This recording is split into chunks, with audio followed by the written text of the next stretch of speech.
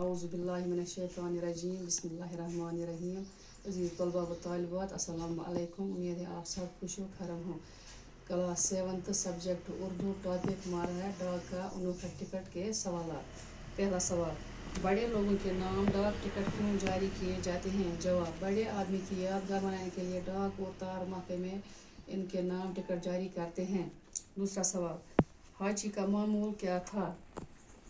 جواب: جب حاجی کا مالک ڈاکٹر وہ گاڑی میں بیٹھ کر یونیورسٹی چلے جاتے اور حاجی اسٹیشن پر شام تک ان کا انتظار کرتا تھا. جب شام کو گاڑی آتی تو وہ اپنے مالک کا استقبال کرتا اور ان کے ساتھ واپس آتا. حاجی کا یہ روز کا معمول تھا. تیسرا سوال: جاپان کے لوگوں نے حاجی کا مجسمہ کیوں بنایا؟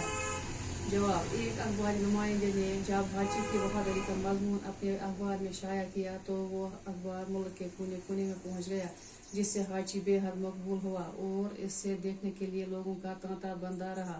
لیکن حاجی ان باتوں سے بے خبر اپنے مالک کا انتظار کرتا رہا اور اسی مقبولیت کی پیش نظر جاپان کے لوگوں نے حاجی کا مجسمہ بنوایا.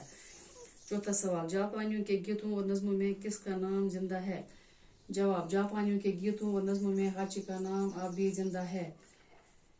بیاکھ سوال لکھیے. ہندوستان کے 5 مشہور لوگوں کے نام لکھیے جن کے نام سے ڈاک ٹکٹ جاری کیے گئے ہیں.